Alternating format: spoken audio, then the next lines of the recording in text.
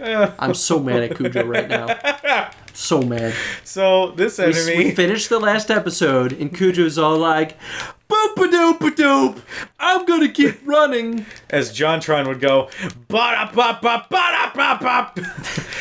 And we missed an awesome cutscene that explained these enemies very well, and I even got a good chuckle out of them because they literally shoot their flaming skulls at you, which is amazing. They shoot their face. They shoot their face at you, and it explodes in fiery death. And Cujo skipped the cutscene. I didn't skip it. You just stopped recording. He kept playing after we stopped the episode. Whose fault is that? Yours. We ended the episode. You know what happens when you end the episode? We hit the pause button, so we can hit that record button again, resync. I don't know. And then catch everything amazing that happens in this game. I have never. Now we get cutscenes of lasers getting blown up. Oh my god. That we've seen in every episode. Thank you, Cujo, for your wonderful contributions to this channel. Oh my god. On a funny side note... By the way, back to normal, Chris. On a funny side note, for some reason, Capcom has like weird restrictions on YouTube with monetizing videos that have very specific cutscenes from this game. Not all of them. Very specific ones. Like the very first cutscene, which made sense. Then every now and then there's like one that's like, cannot monetize this video because copyright infringement detected. And it's like, I'll look at it and be like, okay, what are you yelling at me about now? And it'll be like just a random cutscene that happened during the episode. And I'm like, all right, that's really? random, but okay. But it's like, I'm not going to contest it because if I contest it... Then we're going to get in trouble. Then Capcom can actually still say no, and then we'll get a red streak on YouTube, which is bad. Now, what we're doing is still technically legal because it's commentary. We're not just playing the game and just letting the world see it. Yeah. We're talking about the design of the game, and while we don't like talk 100% of the time about the game, which would be a very unrealistic expectation. We talk about the game, and it requires the whole game in order to really get our full commentary on it. So legally in the U.S., that falls under the realm of commentary, and it's legal. Yeah. Which is why we do this to begin with. Like, we wanted to talk about the game. I'm not saying like we have to do this to make this work. No, like we wanted to do this, and we did it because it's what we signed up for. It's what we signed up for, and it's okay. But sometimes it's not worth fighting YouTube over because it's like, I don't want to risk getting a red streak for the like literally the 3 cents I'll make on that video. So, okay, design rant. Okay, yeah. So, as Nero, remember fighting up here, stupid little grabby puzzles, come up here, have fight with like 3 enemies. Yes, I remember. But why render this entire thing that makes you think, oh, maybe there's something over here, when there's nothing here? There's just, hey, it's a mining thing, in case that wasn't already made clear. Like, it just feels needless for 3 enemies that spawn, like, here. So, okay, design-wise, here, actually, can I grab the controller to kind of show off some stuff? So, design-wise, we came from here, yes? Well, as Dante, yes. As Nero, we came through that way. And we're going backwards we're right going this way with Dante now. So, design-wise, I will say... I've never played this game, so I don't know how this works. In case you're wondering why everything just got really doofy. So, design-wise, I agree that this stretched out area over here is a little weird because as a player, we're going to look at this and be like, well, there's probably something over here, right? Mm-hmm. And, maybe there is and we just don't know it, but I don't see any means of getting over there. Yeah.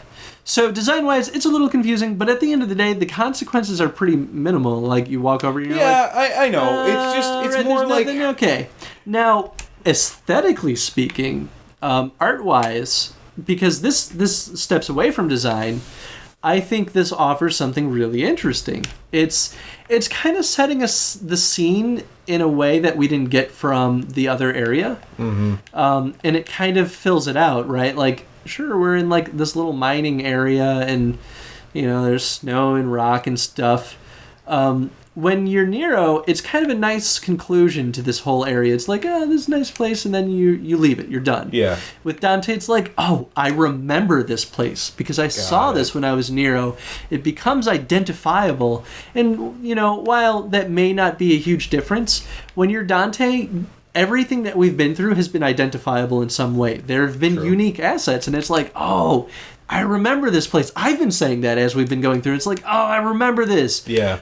It kind of instills a very minor sense of nostalgia in what we've done, and it kind of gives us a track of progress that we're making with Dante. And even more so, it's satisfying because we're going through it so fast that it's like, wow, we are awesome. Like, we're just burning through this. So, I mean, does that kind of make sense of why they might have had that there? I can understand that.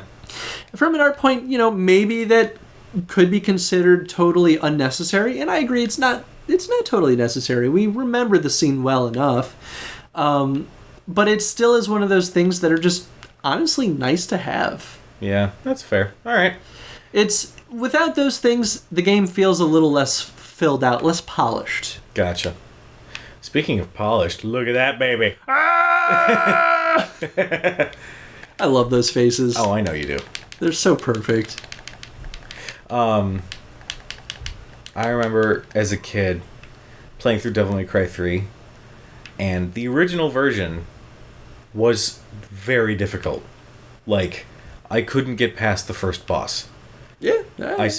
I remember renting the game because back in the day, in the day you rented games. Kids, if you remember Blockbuster and Family Video. Blockbuster still exists. Do they really? Yeah, their service I think is mostly through like mailing you DVDs and games.